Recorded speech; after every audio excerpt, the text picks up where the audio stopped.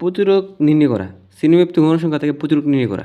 তা আমরা জানি কি প্রচুরক সমান কি L plus F1 divide by F1 plus F2 into H. দেখো আগে আমরা কী করতে হবে, L F1 F2 এইচের মানটা কী করতে হবে, নির্ণয় করতে হবে। তাহলে আগে আমরা জানি যে L সমান হচ্ছে কি প্রচুরক শ্রেণীর শ্রেণীব্যাপ্তির নিম্নসীমা। তা আগে আমরা এখান থেকে কী করতে হবে, প্রচুরক শ্রেণীটা নির্ণয় করতে হবে। দেখো প্রচুরক মানে কি সবচেয়ে বেশি যে গণসংখ্যা থাকবে সেটা কি প্রচুরক শ্রেণী। দেখো এখানে সবচেয়ে বেশি গণসংখ্যা কোথায় কোন ঘরে আছে, দেখো এখানে কি আছে 12টা গণসংখ্যা আছে। তাহলে সবচেয়ে বেশি 9টা 7টা, মানে সবচেয়ে বেশি আছে 12টা। দেখো 12টা যে ঘরে এটা হচ্ছে প্রচুরক শ্রেণীর গণসংখ্যা, আর এর সাথে সাথে যে উপরে থাকবে ওটা হচ্ছে কি প্রচুরক শ্রেণীর শ্রেণীব্যাপ্তি। তাহলে কি কতটুকু হয়েছে কি প্রচুরক শ্রেণীর শ্রেণীব্যাপ্তি, আর ওটা হচ্ছে কি প্রচুরক শ্রেণীর গণসংখ্যা। তাহলে আমরা কি জানি, আমরা জানি লিখে নিই L সমান কি প্রচুরক শ্রেণীব্যাপ্তির নিম্নসীমা, প্রচুরক শ্রেণী হচ্ছে ওটা। তাহলে এর নিম্নসীমা কিন্তু 70 হচ্ছে উচ্চসীমা আর 61 হচ্ছে কি নিম্নসীমা। তাহলে L সমান কি 61, মানে L সমান হচ্ছে প্রচুরক শ্রেণীর নিম্নসীমা। আর F1 সমান তাই আমরা হচ্ছে প্রচুরক শ্রেণীর গণসংখ্যা মাইনাস পূর্বের পূর্বের শ্রেণীর গণসংখ্যা, মানে প্রচুরক শ্রেণীর গণসংখ্যা 12, এর পূর্বে মানে সে 8 এর পূর্বে গণসংখ্যা মাইনাস হবে। প্রচুরক শ্রেণীর গণসংখ্যা মাইনাস এর পূর্বের গণসংখ্যা। তে 8 থেকে 12 থেকে 8 বিয়োগ দিলে কত হয়, 4 থাকে।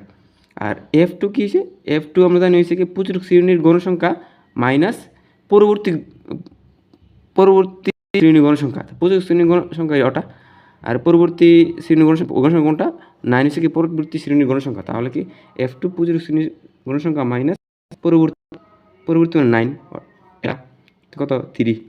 আর L সমান কী হয়েছে, L সমান শ্রেণীব্যাপ্তির মধ্য ব্যবধান আর কি। দেখো এনে কী কথা, শ্রেণীব্যাপ্তি এখানে 40, এনে আছে 31, 31 থেকে 40-এর মধ্যে ব্যবধান কত হয়েছে 10। তাহলে দেখো আমরা কী করছি, L F1 F2 এর মান সবগুলা পেয়ে গেছি। তাহলে কি আমরা জাস্ট মানগুলো বসাই নিব। L মান কত 61 প্লাস F1 এর মান কত 4, F1 এর মান কত তাহলে ডিভাইডেড বাই 4 প্লাস F2 মান কত 3,